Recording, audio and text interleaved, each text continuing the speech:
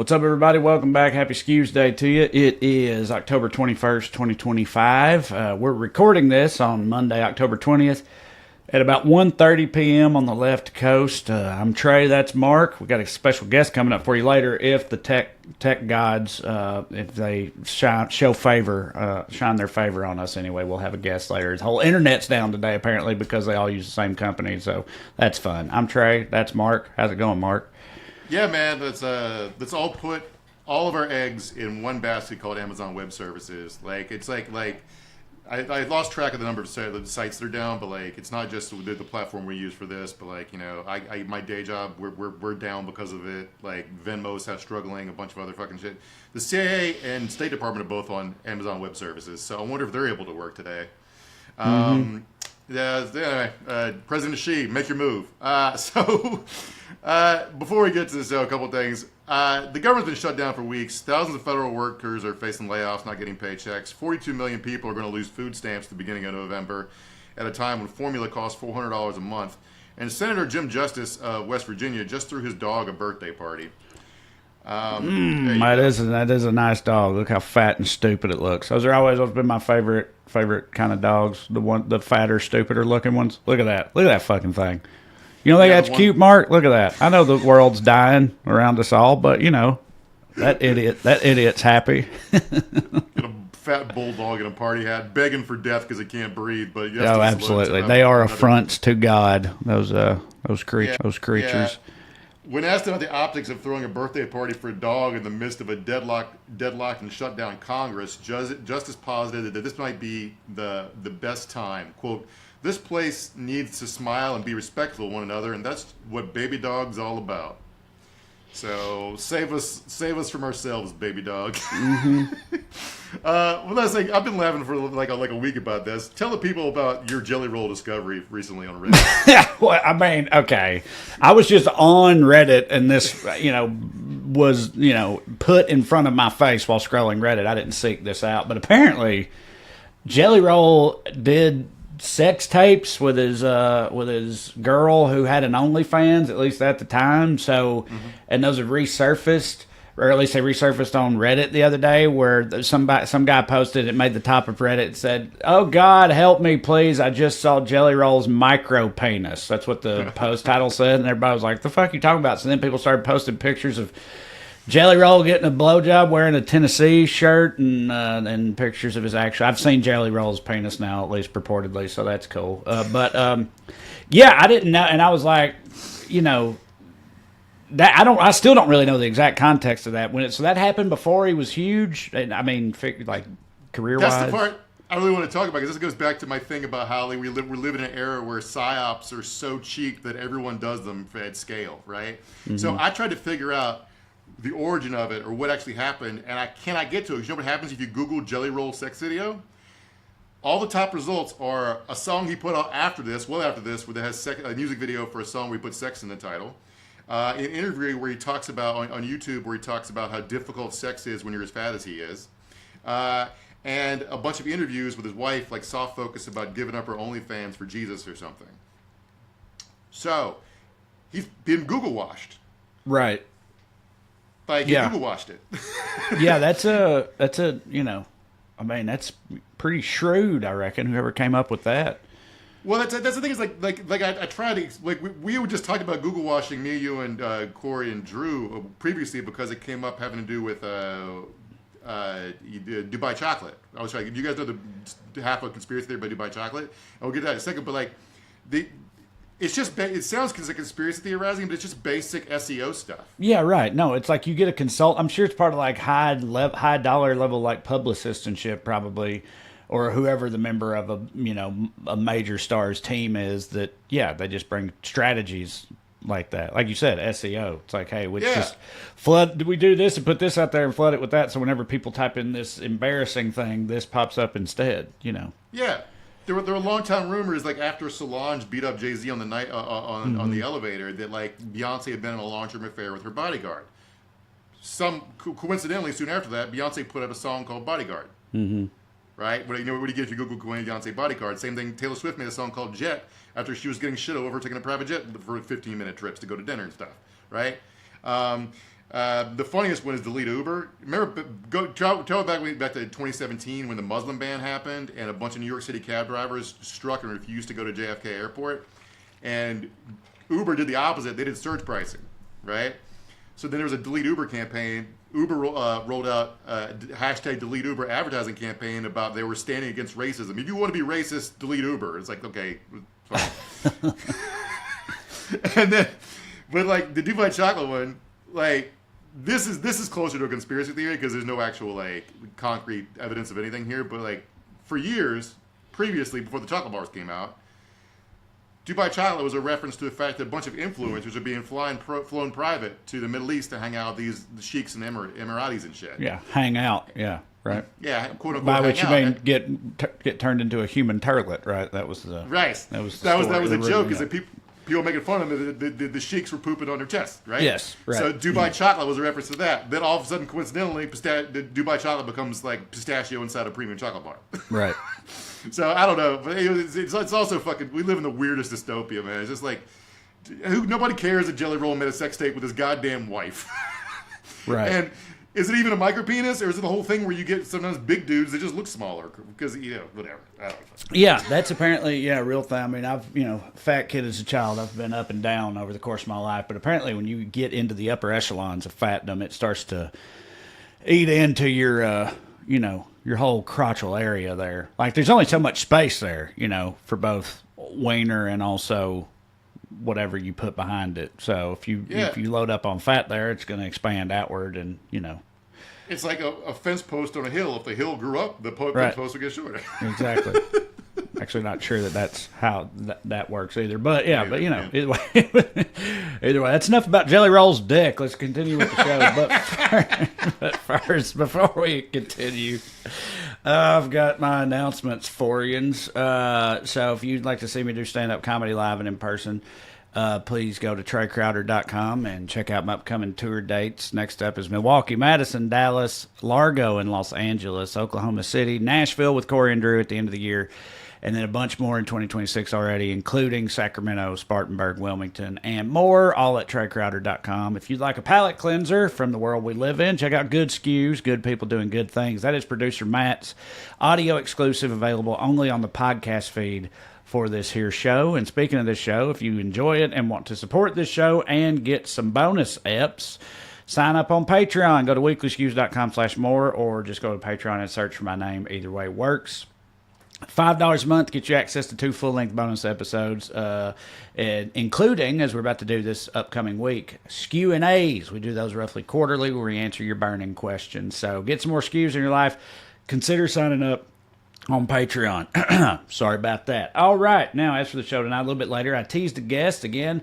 If he can navigate the perilous waters of the AWS shutdown and make his way to our virtual lobby here, we will be joined by my good buddy and primo American rock star, BJ Barham, who is the front man of American Aquarium, a totally kick-ass band, if you never heard of them, but relevant to our interest here today. He has decided to be one of those people I talk about all the time. I just say shit, but some people do shit, and he's decided to join the ranks of the people that do stuff. He's thrown his hat into the ring and is running for actual office back home in North Carolina, and we're going to talk to him about that decision a little later. Again, computer lord willing. But first, we begin, as always, with the Daily Dumbass. Matt, graphic, please.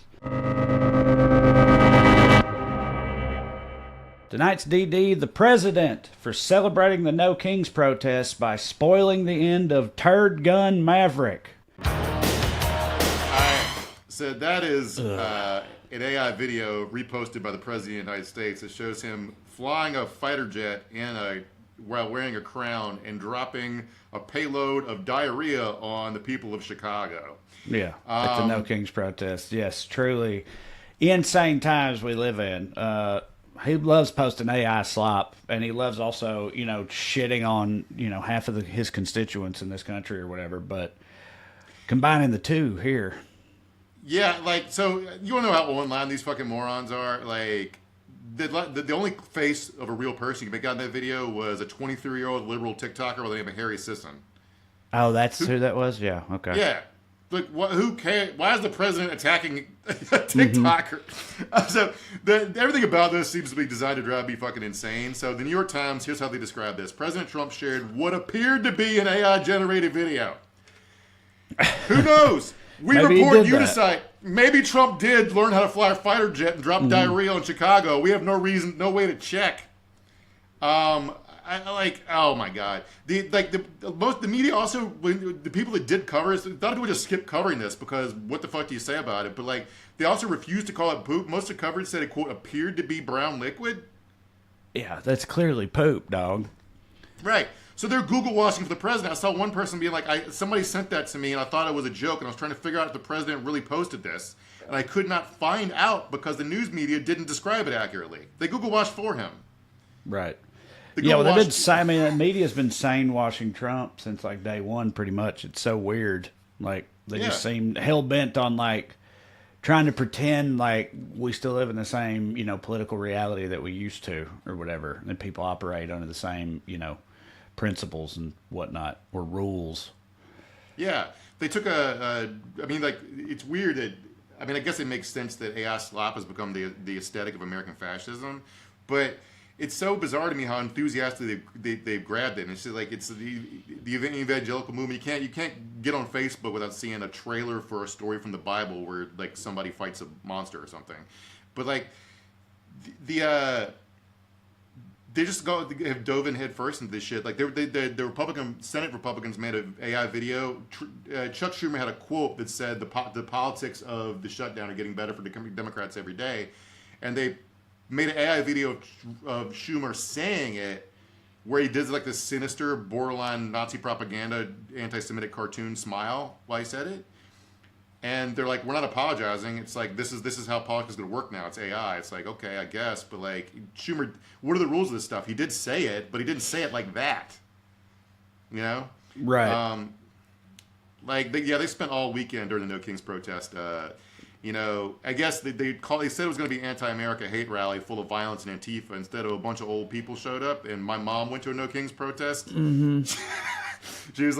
She made a sign that said "Democracy, not dictatorship" or something, and went to a protest of 500 people in Lynchburg, Virginia, and that's who went out and protested. So because it wasn't violent, they had to act like it was nothing.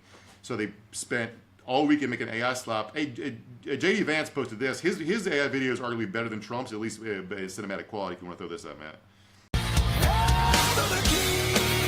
So he wears a crown, dons a crown, draws a sword while Nancy Pelosi kneels before me in her kente cloth. I love that he still does kind of look pretty stupid, though, just because of how his face looks stupid. Like, even in that video, because that video actually looks like his face, so he looks dumb in it. But and also, like, he don't know what to do with this sword or whatever. About that video, the first video had Highway to the Danger Zone, but that one has a Avenged Sevenfold song called Hail to the King playing.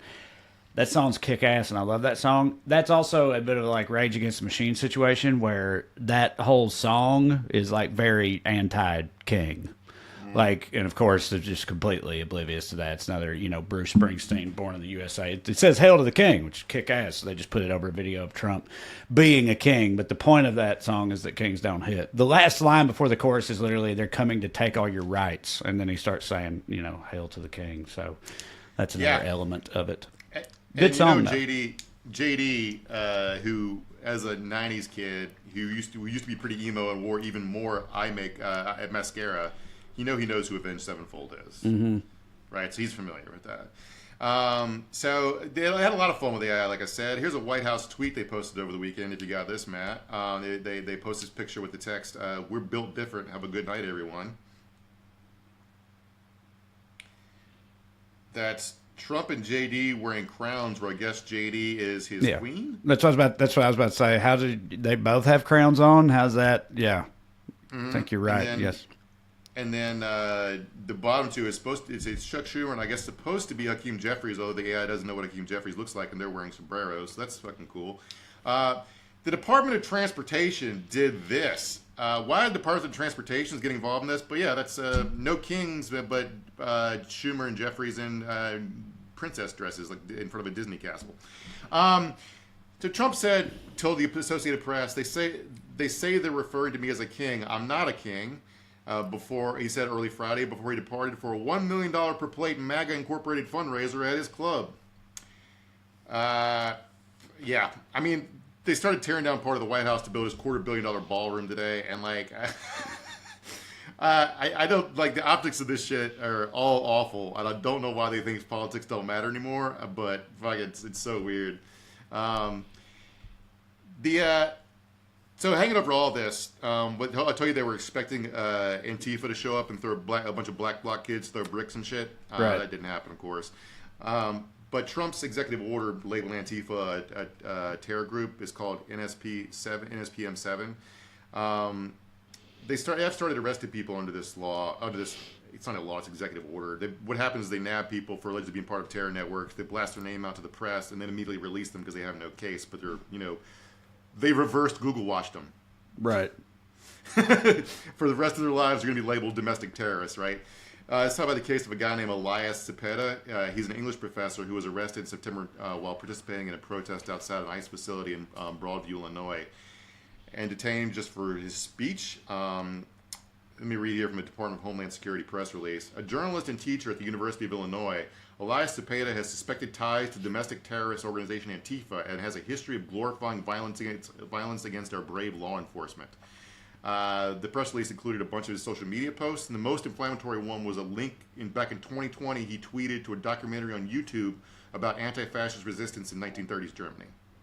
Right. So you can see how they would be offended by that, Yeah.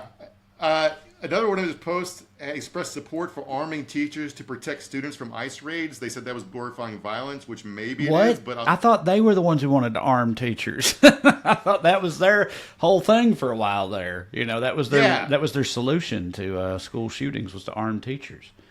Yeah, to stop school shootings, but not school kidnappings, right? Right. I hear about all this is like they have been routinely arresting people for legal gun possession. Cepeda is one of those people. They blast out in the press release that he had a firearm on him, which was true. He has a license to carry, right? Are we for or against that?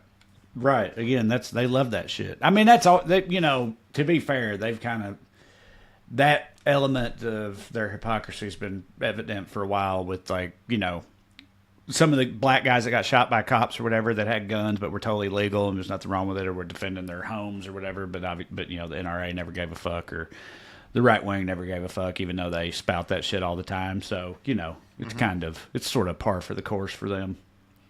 Yeah, and I think the trolley argument from the pro MAGA people were like, what has Trump done to be a king? What are you guys even protesting? And you can get the constitutional arguments about impoundment of funds, violating Article 1 and 2 of the Constitution, openly directing the Justice Department to prosecute political enemies, et cetera, et cetera, et cetera. But they're also, federal law enforcement is out there every day at Trump's direction violating people's First, Fourth, and Fifth Amendment rights. Now they're violating people's Second Amendment rights, and they got mad they couldn't violate people's Third Amendment rights. Is that the quartering one? Yeah, they wanted to because they're sending soldiers to these cities, and so it's like because I saw people point out it's like my whole life when you learn about the Bill of Rights, I was always like I don't know that we're going to need that third one or anything. It was like turns out I was wrong. I'm glad we got that one right. Now. But they tried to make it a legal issue when a bunch of businesses in Chicago and state government buildings refused to let Kristi Noem use their bathroom. Right. Yeah. So they're trying to violate people's Third Amendment rights so Kristi Noem can take a shit in your house. Jesus Christ. All right. Honorable mention, the cartels for not getting more publicity for this sweepstakes giveaway. Meantime tonight, Homeland Security issuing an alarming warning saying Mexican cartels are now attempting to track, harass, and target Immigration and Border Patrol agents with violence. These alleged threats come as tensions rise here in the U.S. over crackdowns in Chicago and Portland. Here's Pierre Thomas. So, to what degree do we think this is absolutely not fucking happening? I watched this whole report. There's no quoted source. It's all anonymous officials from three-letter agencies from Donald Trump's administration who are claiming that the Mexican drug cartels have put out bounties on Border Patrol agents.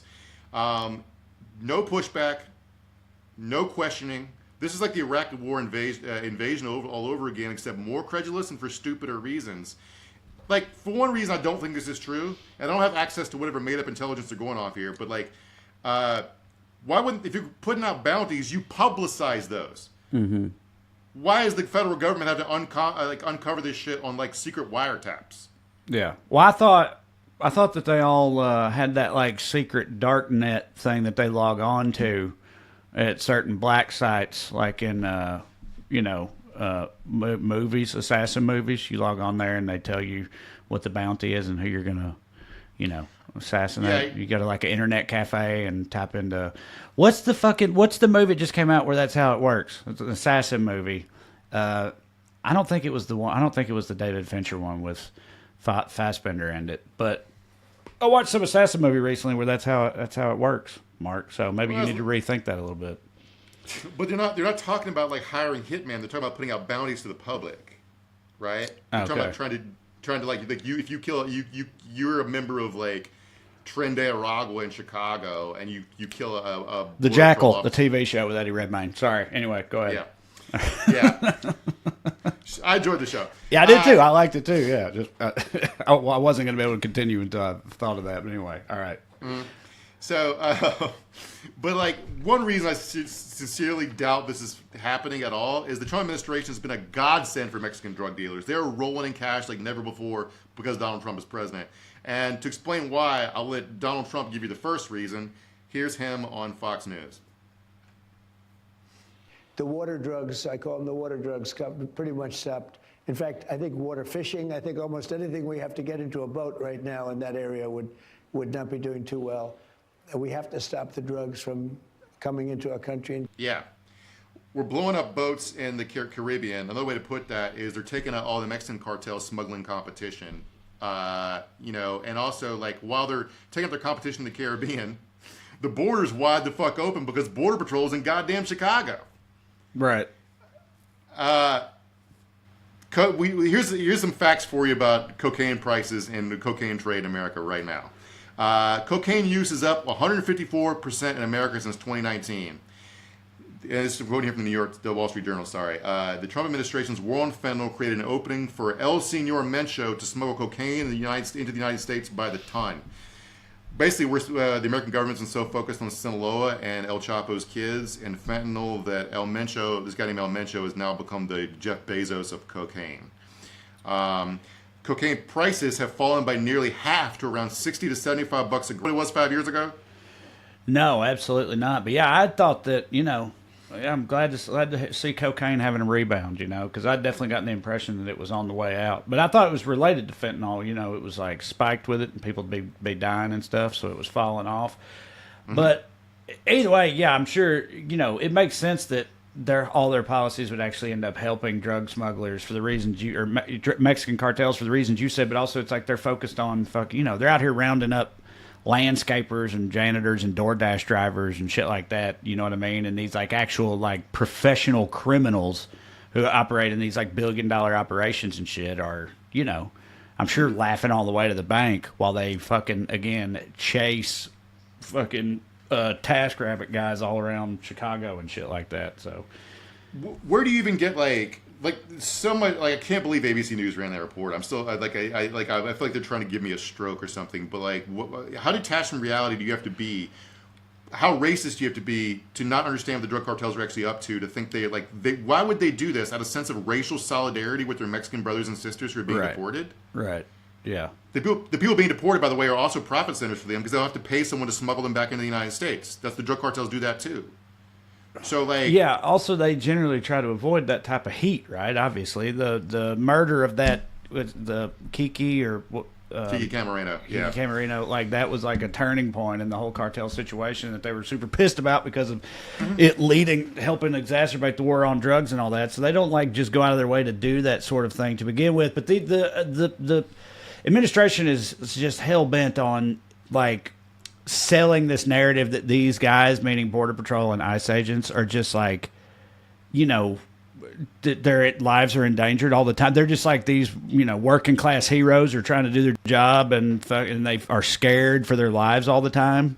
People throw things at them, and now there's bounties out for them, and people don't know how hard they got it. Like that, they're trying to push that hard. That like you should feel should sympathize with Right. the stormtroopers, basically. Because they keep shooting people and get caught lying about it, and then Right. like we talked about it, they fucking got me a couple. I assumed they wouldn't lie this brazenly. They said a woman they shot had a gun, and they went to file when they actually went to file charges. The gun wasn't in the report.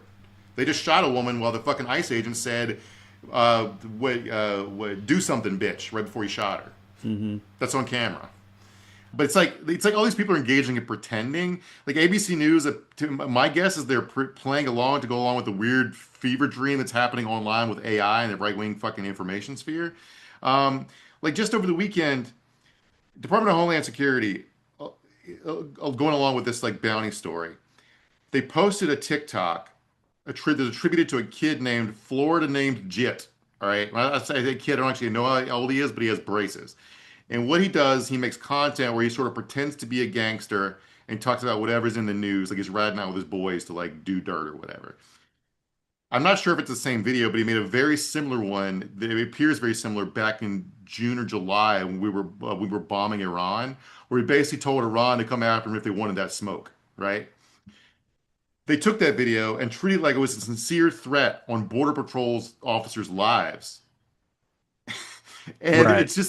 it's fucking insane to me. Like people were saying it's the same video from that they recaptioned from like whatever, and then Department of Homeland Security was arguing with like a Twitter account called Hood Logic about or Hood Genius about it being sincere. Like the whole they've gone insane, right? And like I don't know whether or not the video is real, but it's important that Jit is kidding. Right. He's making content. Yeah, he's doing a thing. He's doing the what he does. So it's sort of like it's a similar but different version of the thing we were talking about I think last week with the Portland frog guy Mhm. or gal, whatever, who has that like semi-ironic or at least sarcastic bio on social media that said like just trans Antifa terrorists trying to fucking whatever, and it's like clearly a joke, but then they just print that, they just run that, and it's like self-admitted trans Antifa terrorist. It's like that type of thing. They're Yeah, just and they fucking like so Jit posted a video straight to camera being like I woke up and I had a bunch of basically death threats and people letting me know that the government had put me on blast. The Department of Homeland Security is trying to get one TikToker killed, right? And like it's just the whole thing is goddamn insane. And like they apparently just have decided they can lie their way through any problem. Like the death toll in the Caribbean is up to 29 now, including they killed a poor fisherman in Trinidad from Trinidad, who his family showed the picture of the kind of boat he fishes in. It's essentially like a rowboat that he strapped an outboard motor to, and they're pretending like he's a high-level drug trafficker. Um, they blew up a submarine the other day. They said it was a submarine, but they also rescued two people from it. So I'm not sure how you survive a submarine being hit with a torpedo or whatever, but that's their story. And the two survivors, they just gave them back to their home countries of Ecuador and let me find it, Colombia and Ecuador. So follow me here. The logic is they're committing a crime so bad you don't need to prove it in a court of law, and you can summarily execute people for committing it, or you get off with a warning. right. Yeah, no, no. It's like uh what's the word for that when you have like your logic is clearly circular in a way that's counterintuitive or antithetical to itself. Do you know what I mean? Because like they do that, it's like the same thing with like with people in Portland. They're both emaciated baristas and also Antifa super soldiers, like at the same time. Like the whatever, if there's got to be a word for that, but whatever that is, like they love that shit. They live for that shit. you know. Yeah.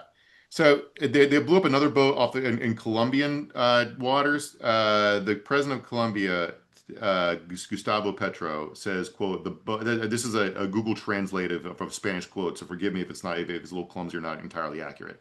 The boat attacked on September 16th was Colombian, had an engine on top as a sign of distress, and was turned off. Presumably, it was in Colombian waters. The guy who was there was a lifelong fisherman, Alejandro Carranza. He has not returned home.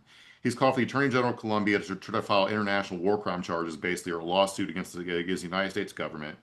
The boat was it was in distress. The boat was sitting still, and I hate to be like a you know what do you call it, nitpicky here, but if a boat can't move, it can't move drugs. Right. Yeah. They No killed these reason to guys, explode it. right? It's And so incapacitated.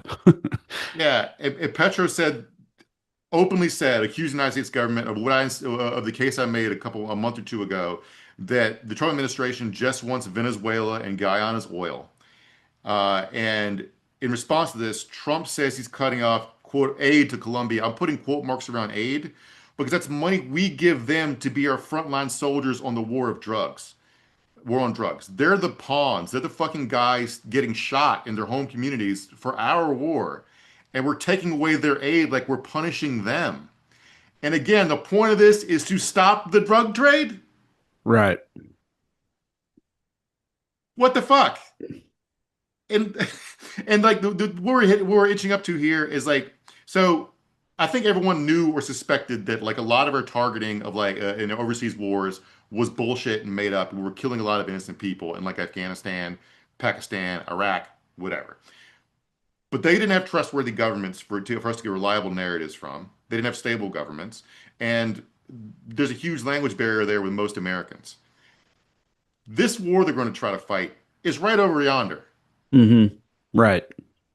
There's tons of people here with like connections, family, and all that stuff back to where they're, like you said, the language is the second most spoken language in this country and Yeah. everything. So it's nowhere near like, yeah, a lot of that Middle East shit like might as well have been on Mars to your like average American, but Mhm. that's not the case for Central America, Yeah. obviously. What roughly 1 in 5 Americans speak Spanish. They can. I had Right. to Google Translate Petro's quote. They can just hear it. Right. So good fucking luck bullshitting your way through this. I guess I don't know, but like I think Americans of all stripes are sick of like unnecessary foreign entanglements, and I Hmm. don't really want to do it. So Donald Trump can give Chevron a huge contract in exchange for 10% of their stock. Like Right. whatever.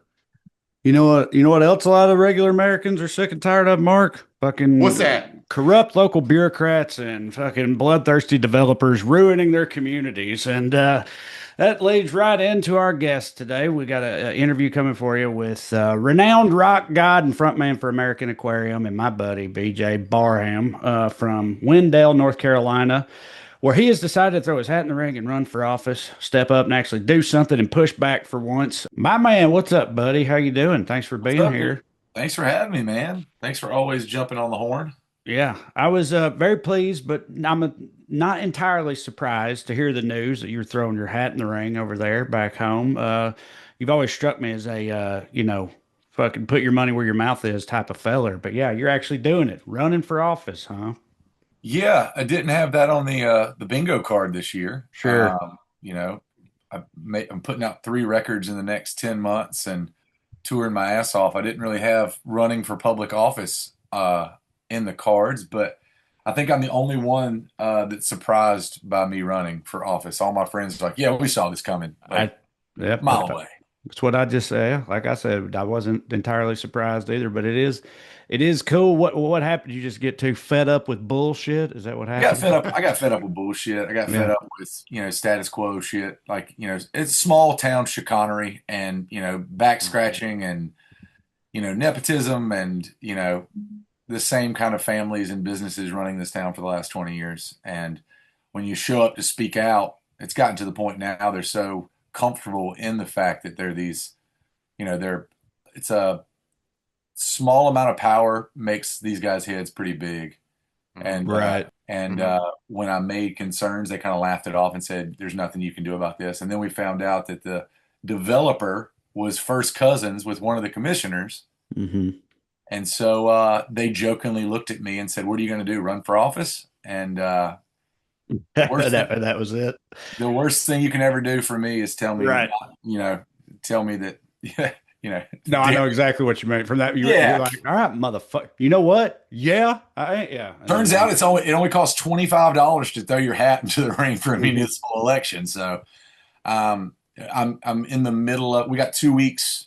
Tomorrow is 2 weeks until election day. So Mhm. I am in the thick of the local mudslinging and just absolute nonsense. But I'm having all in it. Good. So Well, I definitely want to know more about that. But Mark, go ahead. we're talking about you're running for. By the way, we've totally spoken once before. Big fan of your music, long Thanks, time. man. I think the first time I became familiar with you was after Geraldo died. I saw a video of you on YouTube eulogizing him and talking about how good artists die young and hacks like Carlos Mencia live forever. And you've always had a special place in my heart since then. Um, Yeah, just to uh, remind everybody, and maybe including perhaps BJ, I'm not sure, but when we did an election night special in the 2020 election, and we had correspondents on the ground in every swing state, and BJ was our official North Carolina correspondent for that. So mhm. thanks for doing that, buddy. All those I wish we could moons deliver a ago. better outcome. Yeah, well, that one was okay. 2020 was all right. But generally across the board, I Yeah. mean. Yeah. So we're talking about you're running for town board in is it Wendell or Wendell? I want to get it right. So here's the tricky part. It's Wendell, North Carolina, named after Oliver Wendell Holmes, the poet. Right. Okay. Right. The reason the inflection on the syllable is we're a train town, we're a tobacco town. So the train used to come through, and the conductor had to enunciate one of the syllables, so it became Wendell when they were coming through. And we went from being a town named after Oliver Wendell Holmes to just being Wendell. Nice. I like that story. Oh, You're so there are three vacant seats on the town board, and you're one of 8 people running for those 3 seats, and everyone gets 3 votes, right? The Yep. dynamic. All right, cool. So I quote here, like I think that's all interesting because, like, one, you're not the kind of person who usually runs for office for several reasons. It usually doesn't work, first of all, because skeletons. But you basically like, what's an attack ad against you look like, considering you make your songs about doing Adderall in bathroom stalls and that you old you. Well, I've been a lot of the door-to-door mudslinging has been I'm a communist. Mhm. One of the things is I'm a drug addict. Mhm. And then I have to. It gives me the ability to talk to people and be like, I've been in recovery for 11 years now, and haven't had a drink, haven't used in 11 years, and it gives me a little bit more to talk to people about. So when I knock on their door, they're like, "Oh, are you the drug addict commie that they told me about?" And I was like, "Kinda, Yeah. I guess." It's funny, when people toss around those, ist titles. Most of the time, they have no idea what they're talking about, and so it's funny to explain to people that I run an entire business off selling T-shirts and art that I create to put a roof over my family's head. And that's kind of the opposite of what communism is. But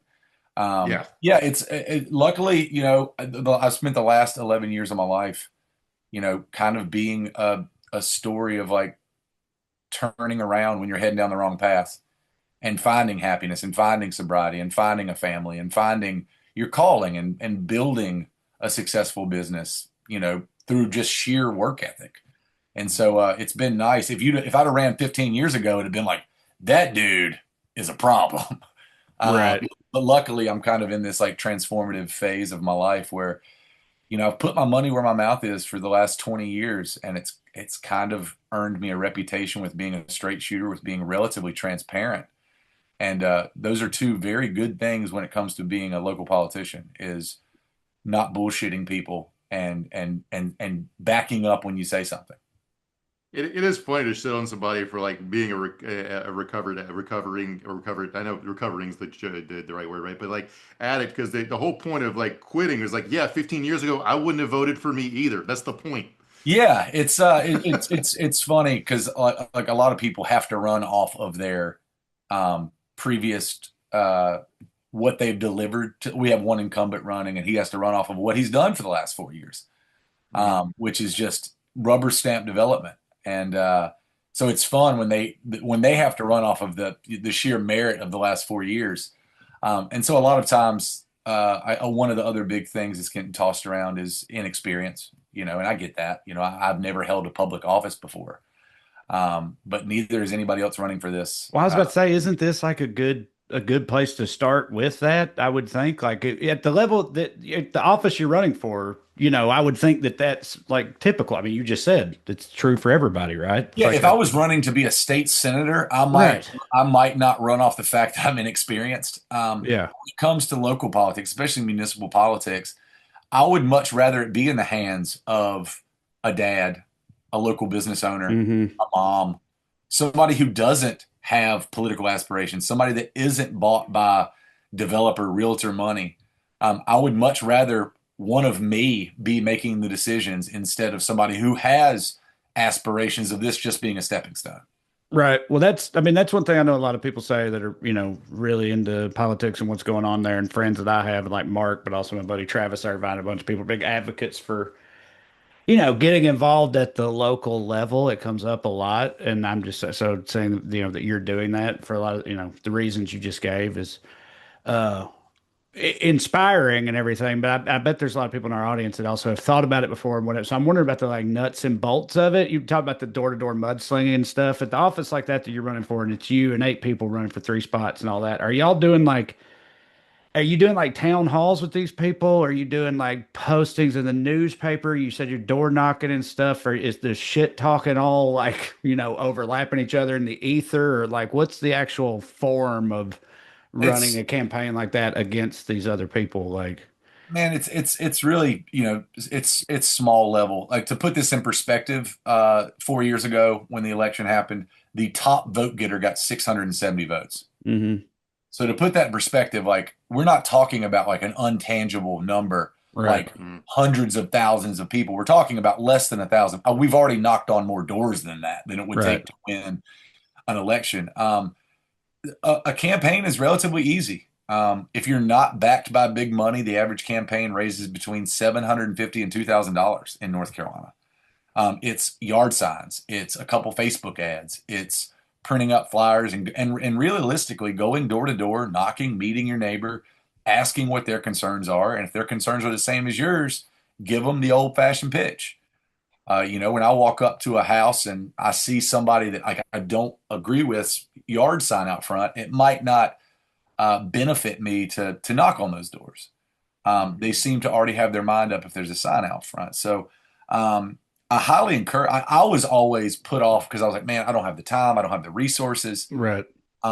It really is. If you want to get involved with your local politics, it's as easy as going to the Board of Elections, paying a $25 filing fee, and then for the next 3 months, just trying to meet as many of your neighbors and get them out to the polls. In a race like that, do people run? Is there like a party affiliation? You know what I mean? No, they're not affiliate. So Yeah. obviously, you can be a registered Democrat, Republican, Independent, but in municipal races, especially in the state of North Carolina, they're nonpartisan. Yeah. So Right. when you get the ballot, there's not an R or a D beside of your name. Yeah. Well, that helps. It helps, and it goes alphabetical. So I'm thankful to be at the very top of the Right. list. Yeah. But it's one of those things where certain people can't say that they're running with other people because of party affiliation, and so. In a rare move, I broke away from the Democratic Party to be able to run with 2 other candidates, an independent and a Republican, because it's partisan politics, like national scale, like identity politics don't really exist on the local level. Sure. Like I can't outlaw abortion or take your guns Right. away. Right. We're what we're really talking about is tax allocation and zoning is what Mhm. a town commissioner does. And I don't really think that's a Republican or a Democrat thing. And that's what we found knocking door to door is they don't care about your party affiliation, which is in 2025 is a wild thing to learn Hmm. as you're knocking on, back the blue doors. And they're like, oh yeah, you're against like crazy growth. Like we like you. You might be the only Democrat we'll ever vote for. And it's like, well, thanks, guy. Well, that's what's so. It's like it seems to be we're circling around here. There's a crisis happening all over where like politicians seem to represent somebody who's not in the community often. Like always often not in the community. It's whether it's uh, your town board selling out to real estate interests elsewhere in North Carolina, or the federal level operating on behalf of other countries, for example, their investment funds and shit. And I don't know how to describe this, but like they're calling you a communist, not for opposing your constituents making money or having better lives, for opposing your constituents' money going into the pockets of outside people. Exactly. Like the hardest thing is to convince these people they're voting against their own interest. Once these developers build these homes and sell these homes, they don't give a shit about you. They don't give a shit that 10 years later, once you build a 60% impermeable surface over to the top of a community, that water's got to go somewhere. And over the course of 10 years, it's going to eat away at the back of your property to the point where you have flooding issues, you have watershed issues.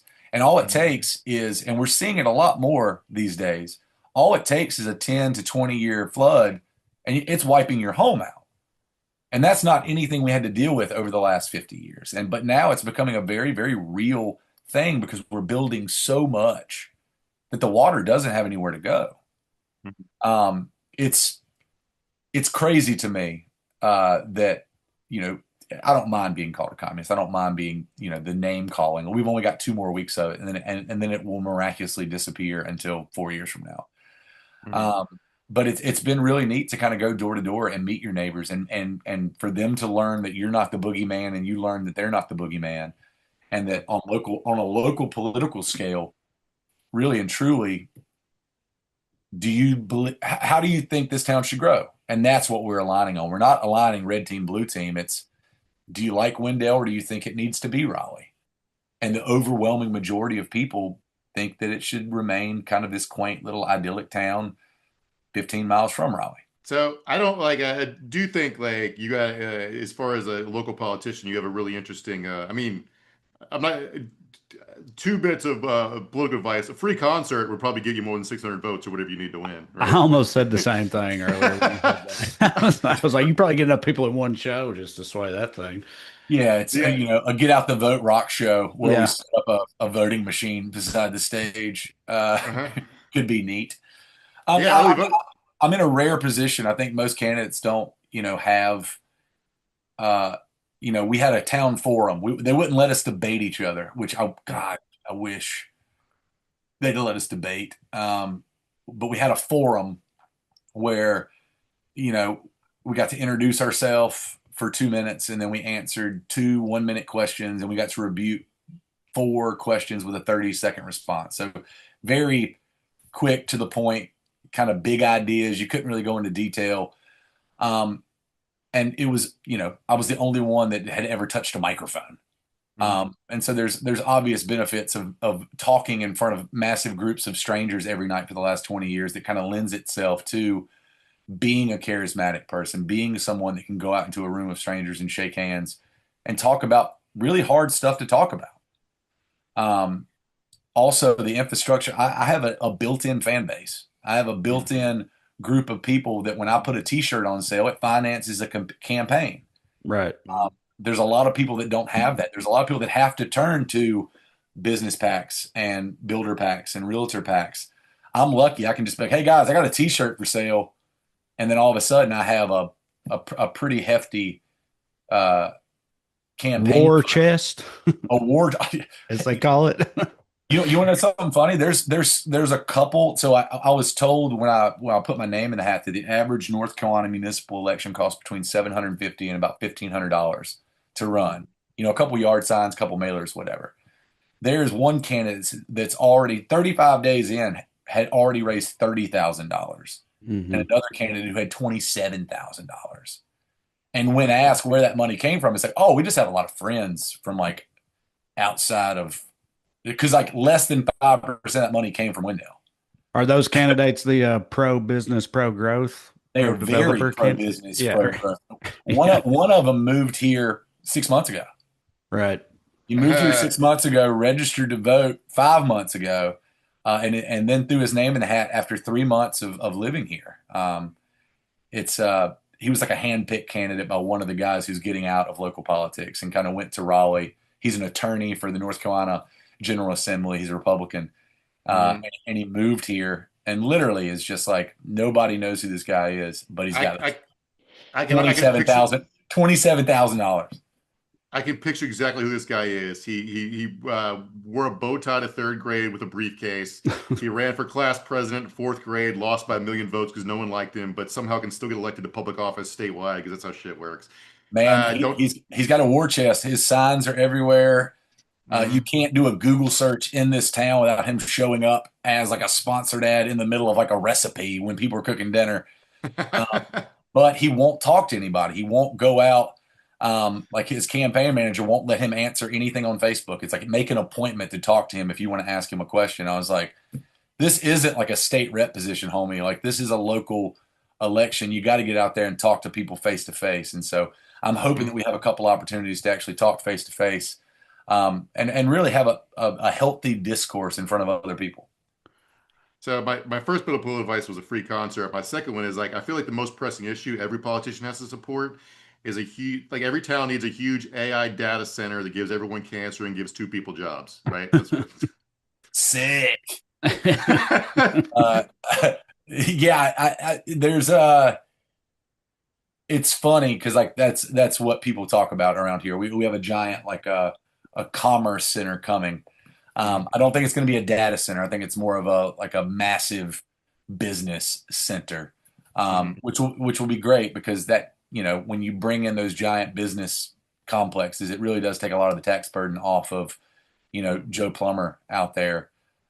We have the highest tax rate of any city in Wake County. So we have higher taxes than Raleigh. We have higher taxes than Apex. We have higher taxes than some of the faster growing markets. So bringing in some of those big businesses are a really, really easy way to kind of offset some of the tax burden that hits your middle class. So I saw, as of a recording this morning, I saw you had an interview come out with Rolling Stone. Congratulations, man. That's dope. Thanks, man. I think it's the first time Wendell, North Carolina has ever been mentioned in Rolling Stone magazine. So I feel good about it. I hope the mayor saw it. Yeah, that's a campaign mailer. How many other candidates for town board are in this month's issue of Rolling Stone? Yeah, I think luckily there's a lot of people around here who are like big fans of the band, and they're like, man, it's crazy that I get to vote for like my favorite songwriter as like a town commissioner. So it's been nice to kind of go around and shake hands, and the conversation always starts with, man, I'm a big fan of your songs. And I'm like, well, let's talk tax allocation. Yeah, that's awesome. It must piss off those other people, I imagine. Which is good. Yeah, nobody's a fan of that guy's dossier building or filing practices at the law office he works at. But I did want to say, just because we'll let you go in a couple of minutes, but since you sort of segued into it, I also just wanted to ask or give you the opportunity, if you wanted to also let everybody know what's up with the band, the music, what you got going on coming up. American Aquarium. We are going back in the studio next month with Shooter Jennings. We'll be out in Los Angeles for a couple weeks, making a new record over at Sunset Sound with Shooter. We got 3 records coming out in the next 10 months. So I'm very excited about that. But the new studio record with Shooter comes out next summer, and we'll be doing a pretty extensive tour. If I get I haven't booked any shows next year, just waiting on this election to happen. Because if I get elected every second and fourth Monday of every month, I have to be home for the town hall. So booking tours around my commissioner duties is going to be very fun. That's so funny. Like, it's so funny to me because like it's like to get like how screwed up things have to be for you to choose to do this instead of being a rock god. It's insane. Like it's like being a rock star is cool. Being a member of the town board's fucking uncool. Yeah, it's very uncool, but like, and I think that's why people ignore it a lot of times. Mm-hmm. Like Right. NIMBYism is a real thing. People don't really pay attention to local politics until it does hit your backyard. Mm-hmm. And the crazy part, we have 18,000 people here. 700 people voted in the last election. Mm-hmm. Like the local level is what directly affects you daily. It's your police, It's your fire, it's your EMS, it's your roads, it's your stop signs, it's your schools, it's your medical facilities, it's the zoning, it's everything that you want to bitch about on a state or national level. And you have a chance to do something about it.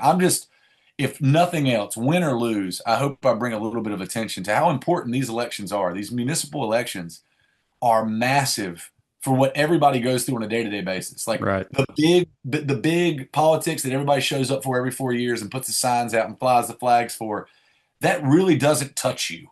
Right. This affects you daily. And nobody gives a shit. Like I go to every town hall. If I'm home, every town hall meeting this year I've been at. And there's maybe 5 people. at these times. I'm talking about we're going over budget. We're going over how our insane tax dollars are being spent. And nobody's there to like raise their hand and be like, hey, maybe we shouldn't do that. Maybe that's a bad idea. And then, you know, the only time people show up is like, hey, they're building 1,900 homes behind your house. Unfortunately, it's already been decided. You showing up is literally just pointless. And then they talk down to you for an hour, and then you leave being like, well, I never want to go back to town hall because what's the point? And what I'm trying to change is I want people at town hall. I want people to ask questions. I want people to hold their leaders accountable. And I want the leaders to listen. That's really all it is. It's like, I've been pushing this the whole election is if you're elected officials, stop listening to the people that put them in the chair, elect new officials until you get people that give a shit about what you have to say. If 30 people in a neighborhood don't want something in a neighborhood, I don't give a shit what your master plan says about it. Right. You vote against it because those 30 people do not want it. There's no excuse for people to say, well, you make some good points, but I know better than you, even though I don't live in your neighborhood. Right. Yeah, the lifeblood of American democracy, locally anyway, is annoying the shit out of somebody who's trying to ignore you. So yeah. Hell, dude. And I've been, for the last year, I've been annoying people and they've just ignored me. And I really think that that's just what they've done for the last 10 years. Right. I don't think anybody's had the ability or the desire to be like, well, fuck off. I'm going to throw my name in the thing. And you're up for the guy that told me I couldn't do anything about it. It's up for re-election. Let's run. Let's give the people an option here. Do you want the same old guy that's just going to ignore you for another 4 years? Or do you want a rock and roller that is willing to put the rock and roll on hold for a second and listen to what you have to say and make judgments accordingly? And the really fun part is there's an overwhelming amount of people who are like, man, why is the musician the voice of reason? Why is the former drug addict communist the one that I tend to agree with? And that lets me know that we're doing something really special when everybody we're running against isn't posting like, this is what I believe in. They're posting, this is why you shouldn't listen to what the other guy believes in. It lets me know that, oh, wow, like the establishment of local politics here in Wendell feels threatened. They feel like for the first time, I think, in their entire lives, there's a guy who's lived here for 10 years that has a national base financially and socially that is well-spoken, articulate, and knows what the fuck he's talking about. Like, maybe we shouldn't have pissed that dude off. And now it's, you know, kind of fun because we're 2 weeks away and I'm really enjoying it. You know, I'm really enjoying learning a new skill set. I'm really enjoying, you know, knocking door to door and meeting my neighbors. Like, I don't think most people go out and, you know, meet every single one of their neighbors for a 5-mile radius. Definitely That not. sounds like a nightmare to most people.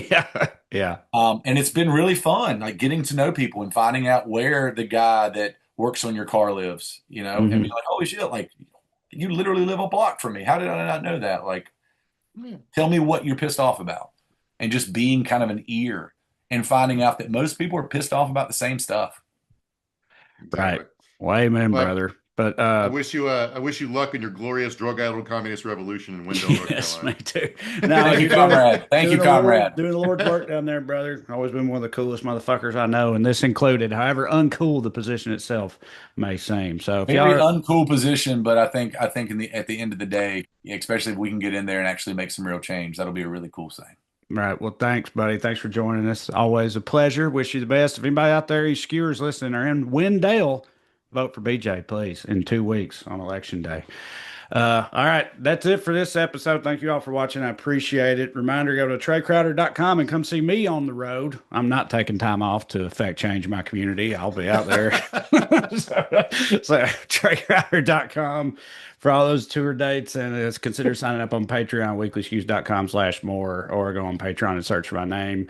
And check out the audio exclusive Good Skews on the podcast version of this show. But if you keep showing up on Tuesdays, we will too. That's it for now.